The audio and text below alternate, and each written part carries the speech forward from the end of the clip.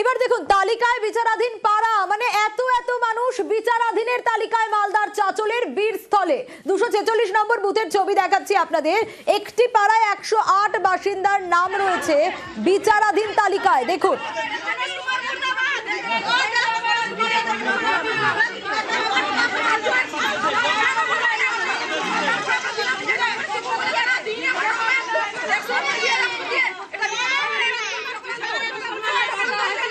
সেবক রয়েছে আমার সঙ্গে। সেবক, এখানেও তো একই রকম অভিযোগ, হিয়ারিং এ তো সব ডকুমেন্ট জমা দিয়েছেন তারা বলছেন, কিন্তু তারপরেও কিভাবে তারা বিচারাধীন তালিকায়? একদমই দেখো, এই অভিযোগই তুলছেন, এই প্রশ্নই তুলছেন এই গোটা পাড়ার মানুষজন, যেখানে মালদহের চাচল 1 নম্বর ব্লকের বীরস্থল এলাকার 246 নম্বর বুথ।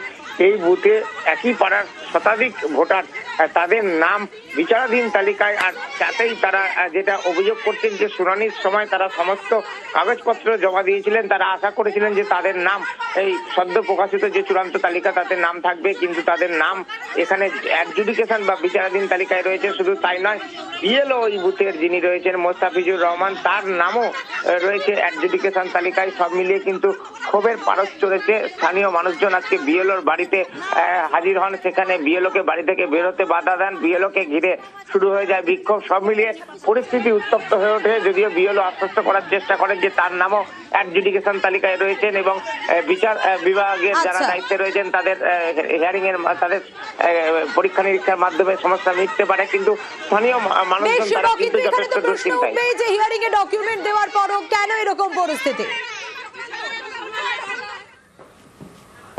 সম্মানীয় শ্রী অশোক কুমার দিন্দা মহাশয়কে, আমাদের এক্স প্রেসিডেন্ট পশ্চিম মেদিনীপুর অর্গানাইজেশন ডিস্ট্রিক্ট সম্মানীয় তুষার মুখার্জি মহাশয়কে, আমাদের এক্স প্রেসিডেন্ট পশ্চিম মেদিনীপুর অর্গানাইজেশন ডিস্ট্রিক্ট সম্মানীয় ধীমান কোলে মহাশয়কে আমি মঞ্চে ডেকে নিচ্ছি।